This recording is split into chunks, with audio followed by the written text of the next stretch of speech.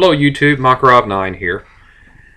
I'm going to try my hand at making some gun videos.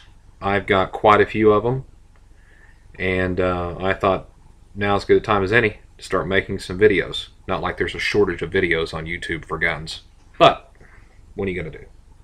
We all like them. We have them for whatever reason we see fit. Personal defense, recreational shooting, competition shooting, which I do all of those except for the personal defense. I do that too, but I've never had to shoot it for personal defense. Thank God. Hope I never do. But the competition shooting, recreational shooting, I do those things, like most of us do. On my first video here, and I've got a lot of different handguns to start reviewing. Oh, and by the way, I'm trying out my new True Vision HD camera on my new laptop, so bear with me here. The first firearm I'd like to review is one I just picked up, and I think I actually might start carrying, is the Smith & Wesson 642 snub with the 1 7/8 inch barrel. And there it is.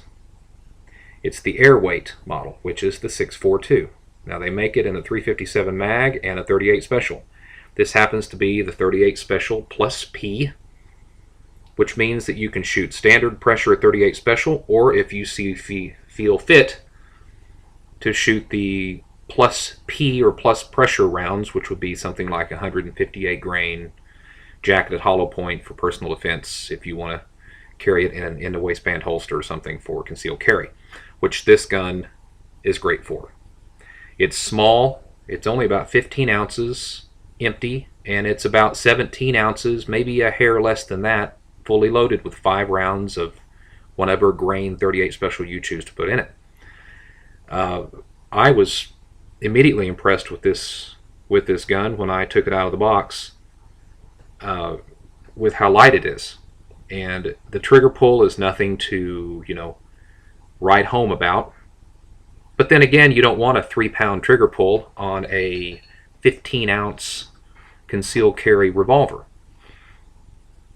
So, as far as the weight, the firepower, it's adequate for most people. I wouldn't feel undergunned if I carried a 38 special with a plus P round in it, maybe a 158 grain Federal Hydroshock round or something. Now, I don't know about carrying standard pressure 38s, because in today's ballistics, a 9mm has more ballistic pressure than a 38 special standard pressure round.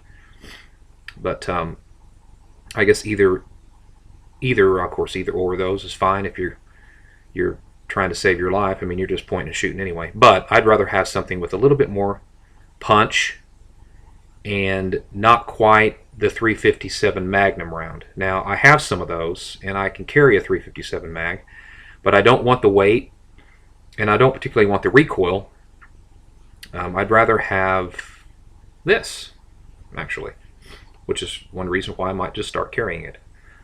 But either or, 38 special, 357 mag, 9mm, 40, 45, 10mm, whatever you want to carry, it's fine, just as long as you carry. If you're a concealed carry permit holder, the important thing is that you carry. Like I said, I've got a lot of guns, and if my guns are at home, they're not doing me any good. So I'm going to find a gun that's lightweight, maybe not particularly the largest caliber, but something that if I need it, I've got it. It's better than just leaving it at home. So that's where that comes in. Now, I'm kind of a revolver guy, but I'm also a Glock guy, a SIG guy, a Taurus guy, a Ruger guy, a Beretta guy. Heck, I'm an AMT guy. I just like guns. But I'm just thinking of practicality, lightweight, adequate firepower, not volume firepower, but adequate firepower. You've got 5 rounds. Oh yeah.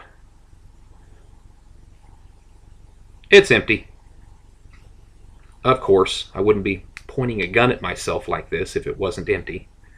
I'm a bit more cautious than that. So, I think 5 rounds is adequate for self-defense. You need to practice with your CCW firearm. If you practice enough, you're lucky to get off 2 shots if some crazed crackhead is come running at you. So you're lucky to get 2 shots off before he gets to you. Are you going to get all 5 shots off? Probably not. But if you can land 2 shots, that's probably all you're going to need to land.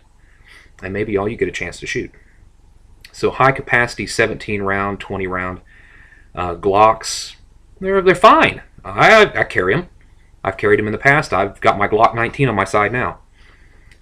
Do I need that many rounds? If I plan on getting in a fight that's going to last a long time, which at that point, I'm going to need backup.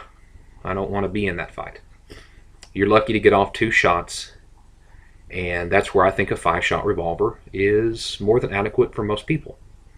And like I said, with a plus P round, this little gun right here can do the job. Now, this is not a stainless finish. Excuse me, I've kind of got a cold or allergies or some crap going on, so I do this every once in a while. Don't be offended by my sniffing. This is not a stainless finish, and it's not a blued finish. It's more of a matte silver or matte gray finish. I think it's going to hold up rather nicely in a holster. I have not yet carried this because, like I said, I just picked it up. I think the finish will probably hold up. I plan on doing a lot of drawing and shooting with this, practicing with an in the waistband concealed holster. So I don't think the finish is an issue. I think it'll hold up fine. The reliability, well, it's a revolver, so naturally they're going to be a little bit more reliable than a semi-auto. And it's a Smith & Wesson, so they're built pretty good. And so are the Rugers, and so are a lot of the Tauruses. But you can't go wrong with a Smith. So that's where I'm at. The grips are nice. They fit in your hand real nice. I've got a rather large hand, and they seem to fit pretty well. It's a little bit hard to show you that side. But as you can see, I don't have a whole lot hanging off down here. And it should shoot pretty well. Like I said, I haven't fired it and I haven't carried it yet, but my initial impressions are, wow. The weight and the looks are A+. Okay? So anyway, this is not a super informative video. There's a lot of videos on the AIRWEIGHT 642 on the internet, YouTube, and so I don't need to go into all the details of it. You know, it's like I said, the trigger's nothing special. Unloaded again. Oh, by the way, and you have to on this one, but don't try to make a habit of when you close the cylinder to roll it like that. If you have a hammer, don't do that. When you close it, here I am getting off on another tangent here. When you close it, a revolver with a hammer, pull the hammer back and it will rotate the cylinder for you. That keeps you from getting that wear ring right here. And I'll show you that on another video on one that actually has a hammer. Now on this one you don't have a choice. You just gotta, you know, roll it. You don't have a choice.